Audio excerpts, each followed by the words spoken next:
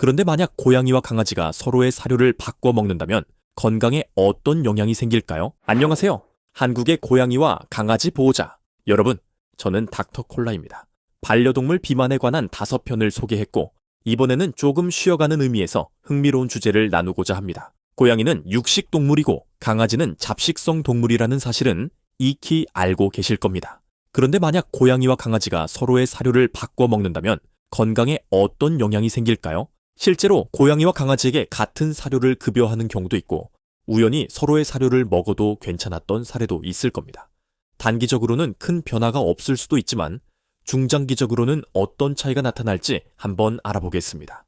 오늘은 재미있지만 중요한 이 주제를 함께 이야기하며 고양이와 강아지의 식단이 서로 다르게 구성되어야 하는 이유를 전문가적인 시각에서 살펴보고자 합니다. 5kg의 페르시안 고양이와 미니어처 푸들 강아지를 비교해 보겠습니다. 두 동물 모두 중성화되었고 이상적인 체중을 유지하며 건강하다고 가정합니다. 똑같은 몸무게의 고양이와 강아지를 비교해야 더 명확한 비교가 가능할 겁니다. 우선 두 동물의 기초 대사량을 계산하면 공식은 다음과 같습니다. 기초 대사량은 체중의 0.75승 곱하기 70.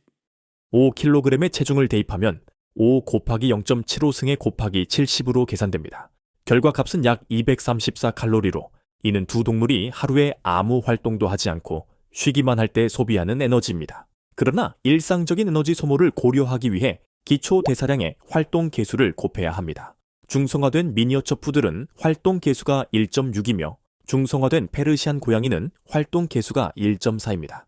이를 적용하면 미니어처 푸들의 일일 에너지 요구량은 374칼로리이며 페르시안 고양이의 일일 에너지 요구량은 328칼로리입니다.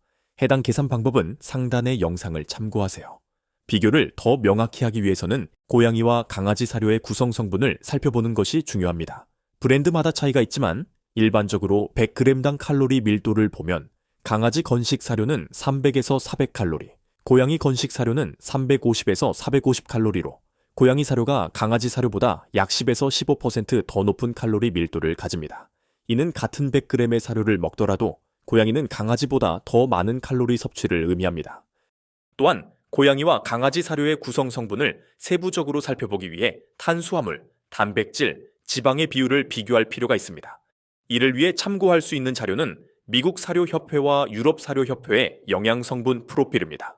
이 프로필은 대부분의 사료 제조사들이 준수하는 표준이므로 정확한 정보를 제공할 수 있습니다.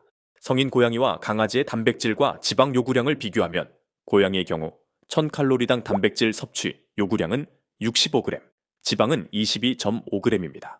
반면 강아지는 1000칼로리당 단백질 섭취 요구량은 45g, 지방은 13.8g을 요구합니다. 이와 함께 고양이는 엄연한 육식성 동물로 탄수화물을 섭취할 필요는 없습니다. 고양이의 에너지는 주로 단백질과 지방에서 나옵니다. 반면 강아지는 잡식성 동물로 탄수화물을 포함한 다양한 영양소 활용이 가능합니다. 그래서 많은 강아지 사료에는 탄수화물이 포함되어 있는 경우가 일반적입니다. 그러나 여기서 흥미로운 점은 미국 사료협회가 설정한 영양소 요구량의 탄수화물의 기준이 명시되어 있지 않다는 것입니다. 추후 이 부분을 따로 떼어내서 자세하게 설명할 예정이며 간략하게 소개하자면 강아지는 탄수화물은 에너지원으로 유용하지만 다른 영양소로 대체 가능하기 때문에 필수 요소로 간주되지 않습니다. 대신 사료 제조사들은 비용 절감을 위해 곡물이나 전분을 첨가하여 칼로리 밀도를 조정하고 있습니다. 강아지는 주로 당뇨 1형이, 고양이는 탄수화물과 관련된 당뇨 2형이 많다는 점과 비만 인구가 계속적으로 늘고 있다는 점을 고려하면 탄수화물에 대한 정확한 이해를 하는 것이 매우 중요할 것입니다. 아까 5kg인 페르시안 고양이의 일일 칼로리는 328칼로리, 미니어처 푸들은 374칼로리였고 이를 미국 사료협회의 영양 프로필로 계산하면 먼저 페르시안 고양이의 단백질은 328 나누기 1000 곱하기 65로서 21g, 지방은 328 나누기 1000 곱하기 22.5로서 7.38g입니다. 반면에 미니어처 푸들의 단백질은 384 나누기 1000 곱하기 45로서 17g, 지방은 384 나누기 1000 곱하기 13.8로서 5.3g입니다. 이를 비율로 따져보면 페르시안 고양이 사료에는 미니어처 푸들의 사료와 비교하여 단백질이 24%더 많고 지방은 39%더 많이 포함되어 있다는 것을 의미합니다. 이제 고양이가 강아지 사료를 먹게 되면 어떤 일이 일어날지 추측할 수 있겠네요. 우선 칼로리와 단백질이 부족해져서 체중이 줄고 근육 손실이 일어날 가능성이 큽니다. 그리고 고양이는 탄수화물을 잘 소화하지 못하는데 강아지 사료에는 탄수화물이 많이 들어있기 때문에 소화기 문제가 생길 수도 있고 심하면 2형 당뇨의 위험까지 높아질 수 있습니다. 반대로 강아지가 고양이 사료를 먹는다면 단백질이 과다하게 섭취되면서 간과 신장에 부담이 가고 지방 함량이 높은 고양이 사료 때문에 췌장염 같은 문제가 생길 위험도 있습니다.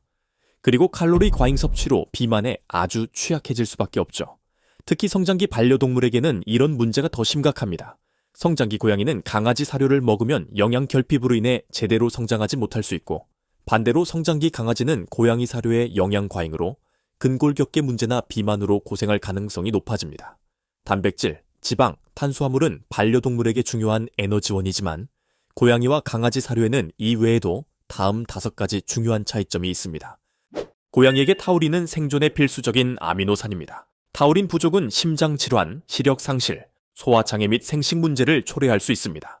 강아지와 달리 고양이는 타우린을 체내에서 합성할 수 없으므로 고양이 전용 사료를 통해 필요한 양을 보충해주는 것이 매우 중요합니다. 아라키돈산은 고양이가 스스로 생산할 수 없는 필수 지방산입니다. 이 성분은 염증 반응, 피부 성장, 위장 및 생식계 기능 유지에 중요한 역할을 합니다. 강아지는 리놀렌산이나 감마리놀렌산으로부터 아라키돈산을 합성할 수 있어 강아지 사료에는 이 성분이 충분히 포함되지 않은 경우가 많습니다. 따라서 고양이가 강아지 사료를 먹게 되면 이 지방산이 부족해질 위험이 있습니다. 고양이는 베타카로틴을 비타민 A의 활성 형태인 레티놀로 전환하는 효소가 없습니다. 그래서 동물성 식품에만 존재하는 활성 비타민 A를 반드시 섭취해야 하며 고양이 사료에는 이 비타민이 포함되어 있습니다. 비타민 A가 부족하면 야맹증, 성장 지연, 피부 및 모발의 질 저하와 같은 문제가 발생할 수 있습니다. 하지만 강아지 사료는 강아지가 베타카로틴을 활성 비타민 A로 전환할 수 있기 때문에 비타민 A가 적게 포함되어 있습니다. 고양이는 나이아신, 비타민 B3를 충분히 합성할 수 없어 사료를 통해 더 많은 양을 섭취해야 합니다.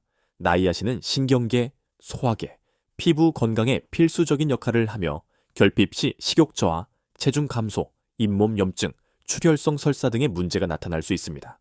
강아지의 나이아신 필요량 3.4mg과 비교해 고양이는 4~5배 많은 15mg이 필요합니다. 고양이는 전분 소화 효소가 강아지보다 부족하여 전분을 잘 소화하지 못합니다. 강아지 사료에는 고양이 사료보다 더 많이 전분이 포함될 수 있어 고양이가 이를 섭취하면 소화불량이나 장 문제가 발생할 가능성이 높습니다. 고양이가 사랑하는 추루에는 전분이 포함되어 있어서 여러 문제를 유발할 수 있기에 추후에 추루에 대해서도 다뤄볼 예정입니다. 이제 왜 고양이와 강아지가 각자의 사료를 먹어야 하는지 이해되셨나요? 서로 완전히 다른 영양 요구를 가지고 있기 때문에 반려동물의 건강을 위해서는 꼭 맞춤형 사료를 급여하는 것이 매우 중요합니다. 최근 유튜브에서 강아지 사료를 일주일 동안 먹어보는 체험 영상을 보고 정말 깜짝 놀랐습니다. 그래서 다음 편에서는 사람이 강아지나 고양이 사료를 먹으면 어떻게 될지에 대해 한번 상상하려고 합니다. 궁금하시죠? 많은 관심 부탁드립니다. 닥터 콜라였습니다.